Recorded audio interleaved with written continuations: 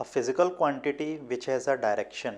Statement 1 must be a vector. Statement 2 may be a vector. Statement 3 must be a scalar.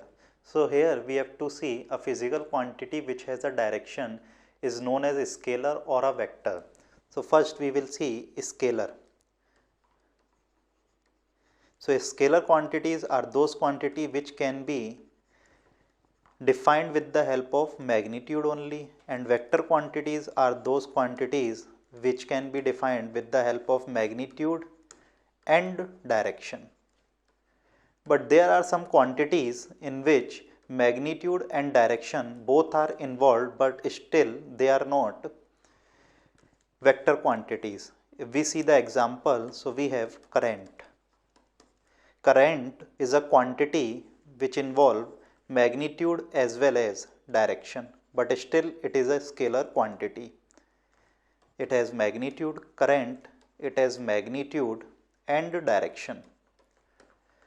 So why it is not in vector quantity? Because it does not follow vector law of addition.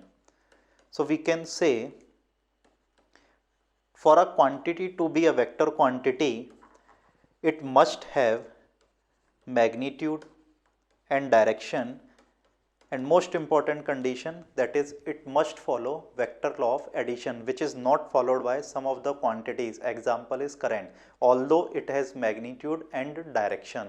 So in our question it is asked a physical quantity which has a direction, it must be a vector or it may be a vector. So we will say it may be a vector, because if a quantity having a direction and does not follow vector law of addition, then we will not say it a vector quantity. So in this question, a physical quantity which has a direction, we will say it may be a vector.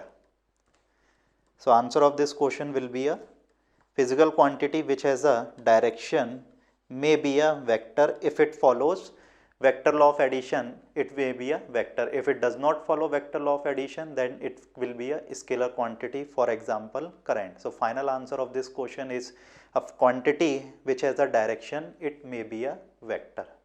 Thank you.